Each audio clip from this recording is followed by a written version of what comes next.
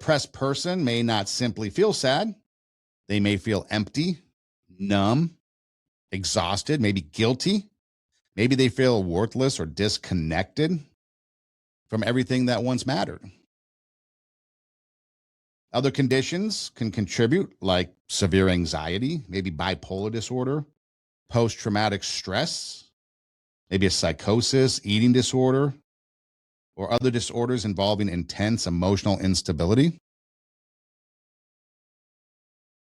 Now, we got to be cautious because not everybody with a mental health disorder is suicidal, because a lot of times they're not.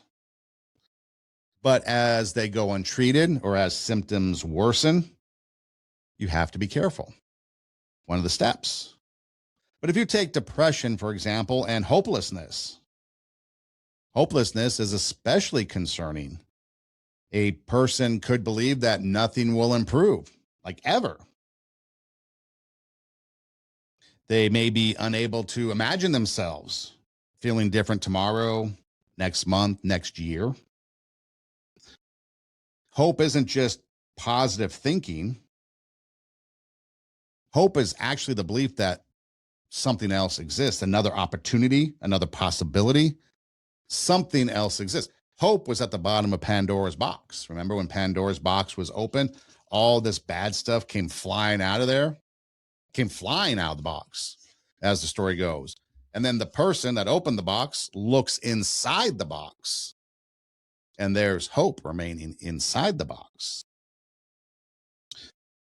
So when a person loses hope, and there's no other possibility than whatever they're facing, depression, loneliness, hopelessness, starts to intensify. When a person loses that belief, they might think there's no other alternative. And you might have to step in and say something like, I understand that you can't see anything forward right now. We're not going to argue about your pain and what you're feeling. I personally believe other possibilities do exist, and I'm going to stay with you, and we're going to find help. So you can give them some encouragement. I believe that there's things out there. I believe things are going to change for you. I believe this. I know you don't believe that right now, and that's okay, because we together are going to go find help.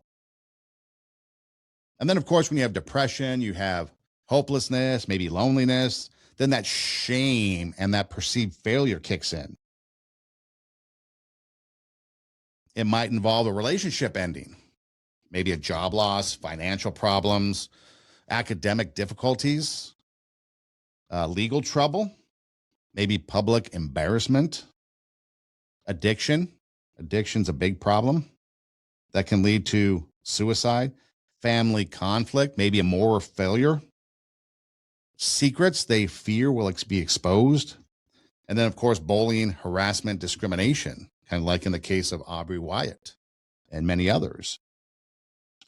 To the outsider, the event might look survivable, but to the person experiencing it, they may believe their identity, their future, and their reputation is permanently destroyed. Statements such as, "It's not a big deal," may unintentionally deepen the isolation.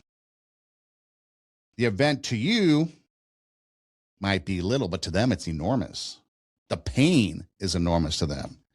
That's why we can't sit there and just shake things off, or we can't sit there and just be like, hey, it's going to be okay. These off the cuff comments, because to them, it's going to be serious.